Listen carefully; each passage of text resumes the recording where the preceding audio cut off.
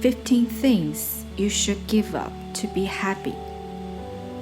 When PurposeFairy.com founder posted a list of things to let go in order to be happy, she had no idea that it would go viral, shared more than 1.2 million times and counting.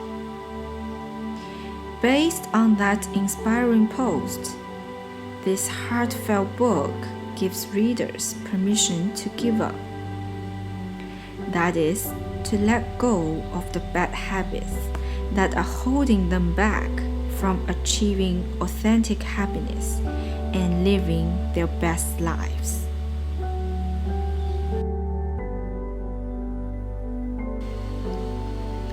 Chapter 8.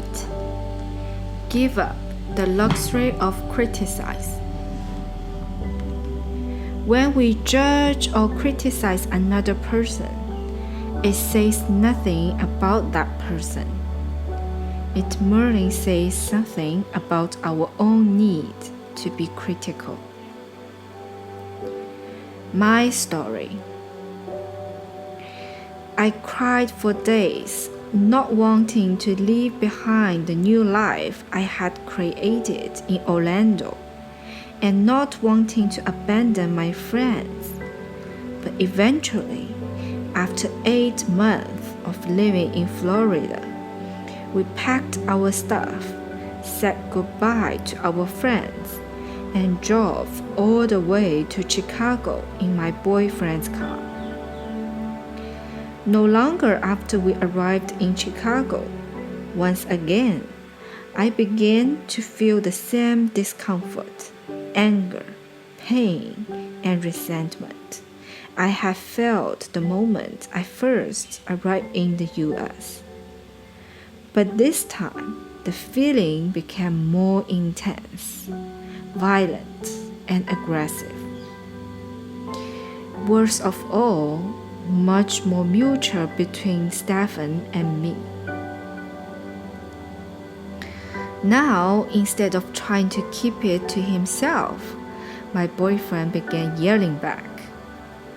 I'm so sick and tired of your whining. Just shut the hell up and let me breathe. Leave me the hell alone.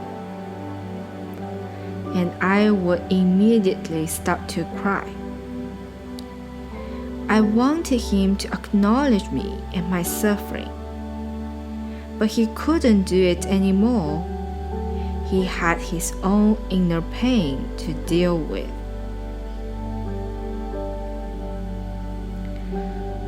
Growing up in an abusive environment led me to assume subconsciously that love equaled drama and that drama equaled love.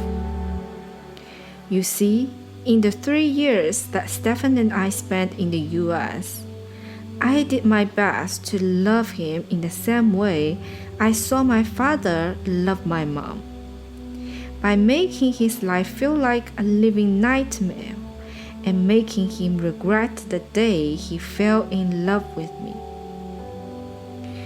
Our whole experience in the US was supposed to bring us closer together, to unite and help us connect in a deeper and more meaningful way, to make our relationship stronger and our love flourish. But none of these things happened. Sadly, in the 2 years and a few months we lived in Chicago, we managed to completely damage the pure, innocent, and loving relationship we had once had, and to exhaust any remaining love we had for each other.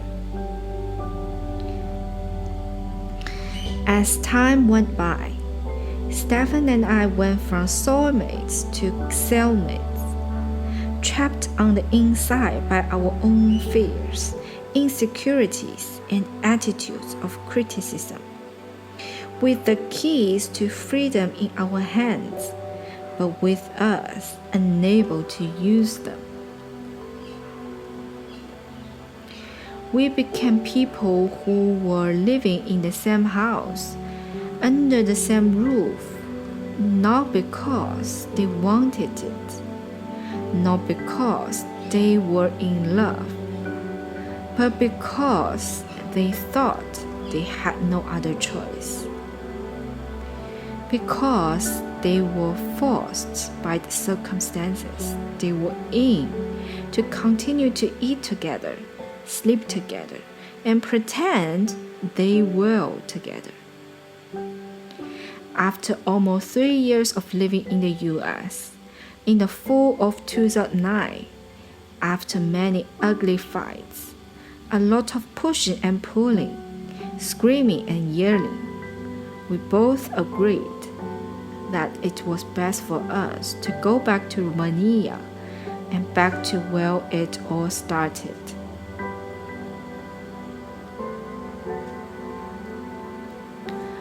Lessons in letting go.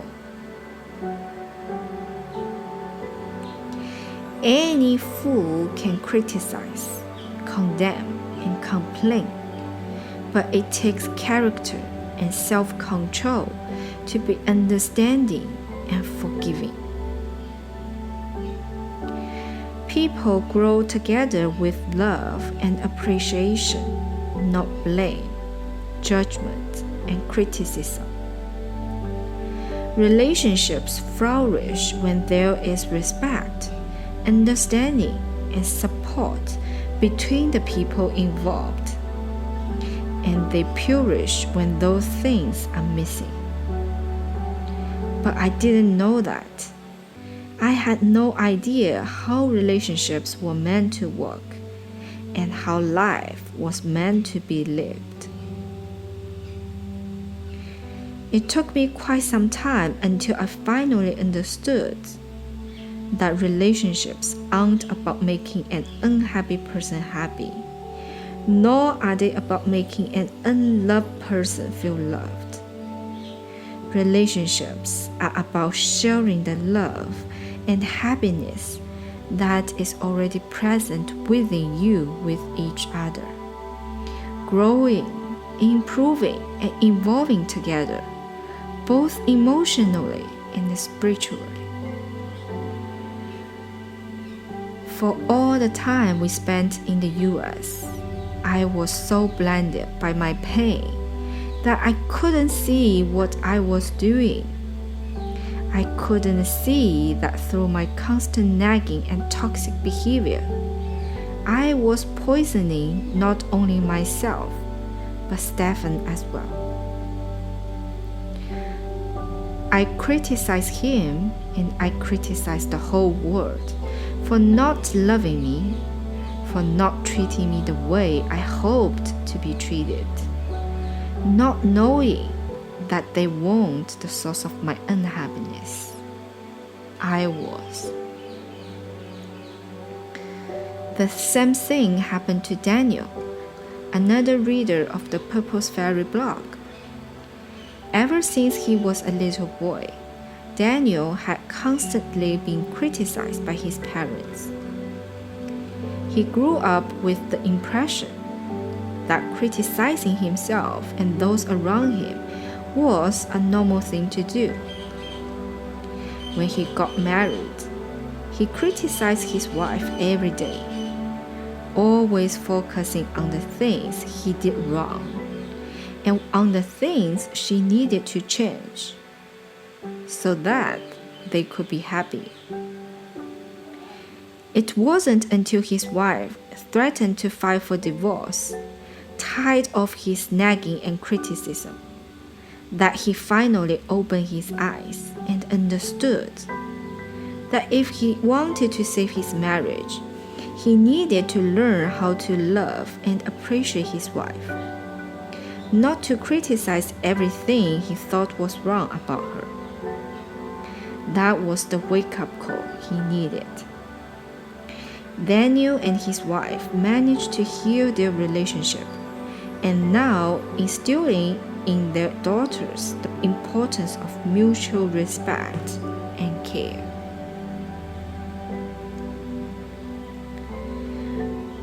But it is not what I am saying that is hurting you. It is that you have wounds that I touch by what I have said. You are hurting yourself. There is no way I can take this personally.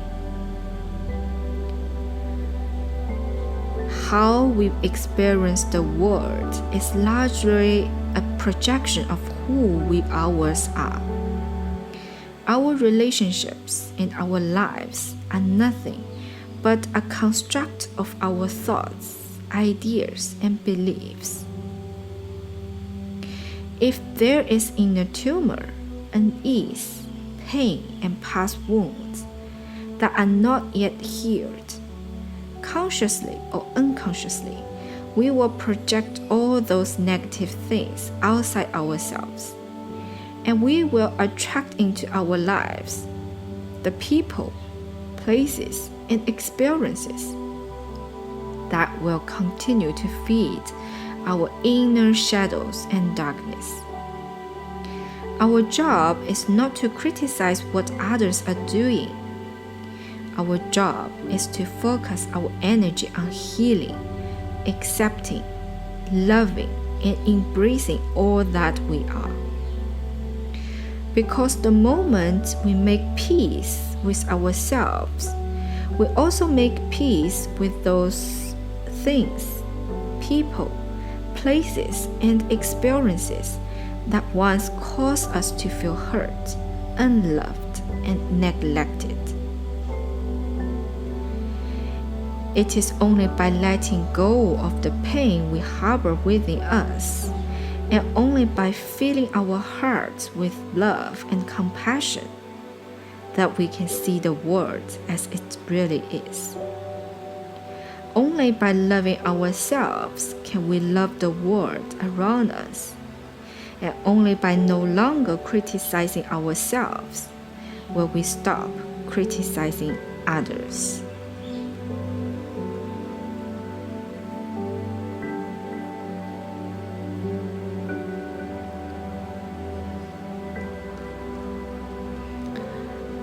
The path to giving up. Number 1.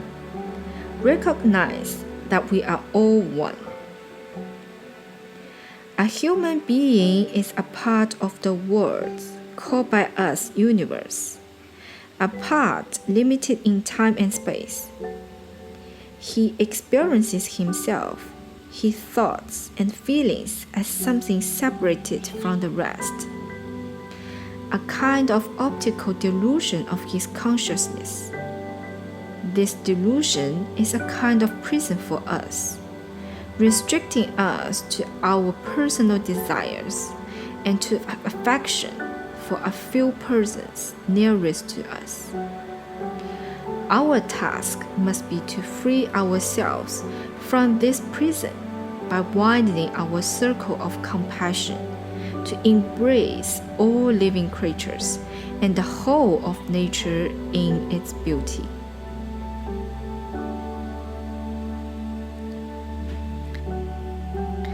On the surface, we might all look very different from one another, but at the core level, we are all the same. At the core level, we are all one, connected with one another in a very deep and powerful way. At the core level, we are essentially the same, all members of one human race. There is no separation except the separation we create in our minds because of our attachment to fear. This isn't an idealistic sentiment. When President Bill Clinton announced the result of the Human Genome Project on June 26, 2000, he noted that upon examining the discovered elementary building blocks in the DNA sequences, scientists had concluded that we truly are in sense the same, and members of one larger family. We truly are all one. There is much more to life than what meets the eye. There's more to each and every one of us than our fearful and judgmental minds want us to believe. Don't be fooled by appearances. Seek to understand, accept, and embrace the oneness of things. Don't let your fearful mind strengthen this false idea in your head that who you are is better or worse than everyone else, that who you are is separate from everyone else.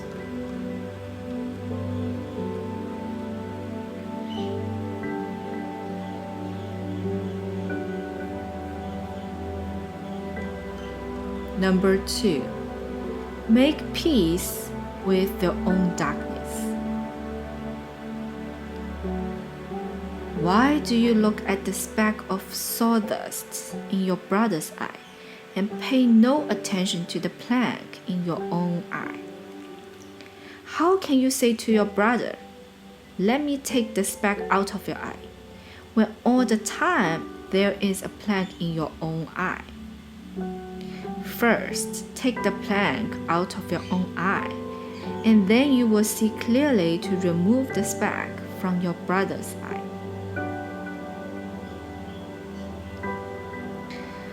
Look around you at all those people, events, and places that you find distasteful, different, ugly, and unworthy, and see if you can recognize yourself in them.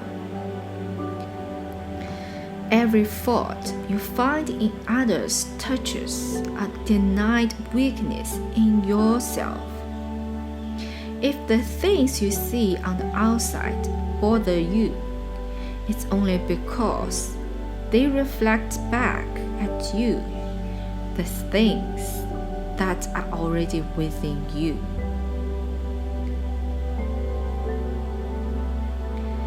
The Word is our mirror, reflecting back at us the things that are already within us, the things that are tormenting us, the things we haven't yet found a way to make peace with, and the things we are constantly rejecting and hiding from ourselves. Bring awareness into your life. Give as much attention to your thoughts, feelings, and reactions as you give to those things, people, and experiences that cause you to hold on to judgment and criticism. Pay close attention to your reactions, and whenever you catch yourself projecting your own darkness, your own pain, and your own suffering onto those around you, with a smile on your face, silently repeat these words to yourself. I am better than this. I can do better than this. And choose to do better. Give up the need to judge and criticize, not only those around you, but also yourself. Learn to look for the good in people, also in yourself. Accept and make peace with your own darkness, so that you can accept, embrace, and make peace with everyone else's darkness. Heal every part of you that's in need of healing. Make peace with your imperfections, your fears, doubts, and insecurities, and you will be at peace with the whole world.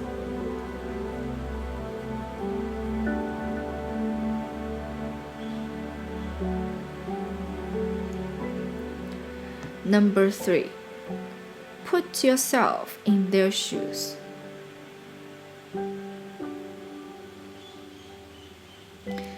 Who are are you to judge the life I live? I know I'm not perfect, and I don't live to be. But before you start pointing fingers, make sure your hands are clean.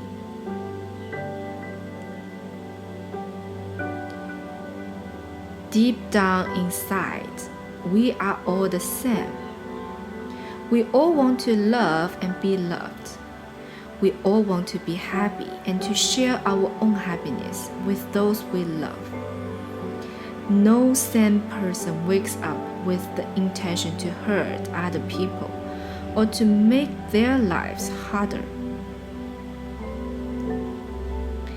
Everyone's doing the best they know how to do. Everyone has their own story, their own reasons for doing the things they do. And even though at first sight it might look like some people are just horrible human beings, if you look deep within them, beyond their words, actions, and behaviors, chances are that you will see more than that. We are all shaped differently by our environment, by the people we spend most of our time with, by our friends and families, and also by the education we received while growing up.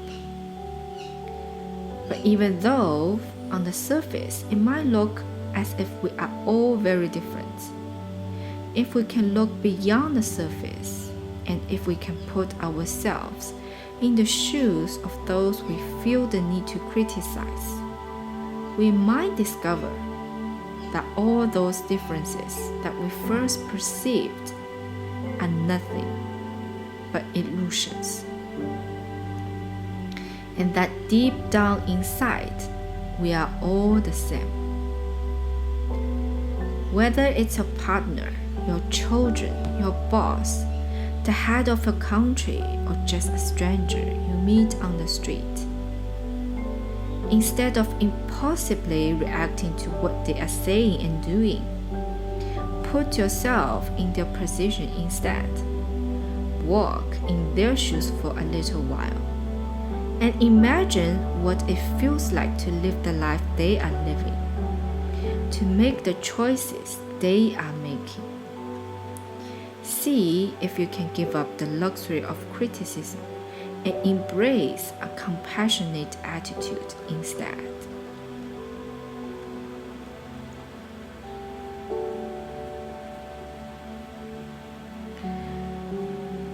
Number 4, embrace a compassionate attitude.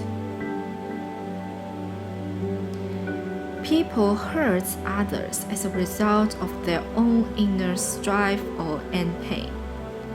Avoid the reactive response of believing they are bad.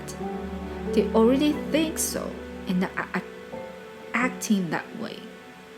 They aren't bad. They are damaged and they deserve compassion. Not that compassion is an internal process, an understanding of the painful and troubled road trod by another. It is not trying to change or fix that person. Nobody is perfect. We all have flaws. We all have internal conflicts to deal with, and we all have many hidden wounds that we are desperately trying to hide and heal. And even though at times, consciously or unconsciously, people might project their darkness, their pain, their suffering onto you and onto the world around them in toxic and unhealthy ways. It doesn't mean they are bad people. It means that they still haven't found a way to love themselves as much as they want the world to love them. Give love to all and seek to criticize none. Treat everyone according to the golden rule. Do unto others as you would have them do unto you. Talk to and about others in the way you would have others talk to and about you. Treat the world around you in the same way you would like to be treated, with respect, love, kindness, and compassion. Speak kindly to everyone, including yourself. Seek to understand all things and all people. And if you don't like what other people are saying or doing, refrain from rejecting, labeling, and harshly criticizing them. Don't look for things to criticize. Look for things to appreciate, both in yourself and in everyone you come in contact with. Trust that everyone is exactly where they are supposed to be, doing the best they know how to do, learning and growing at their own pace.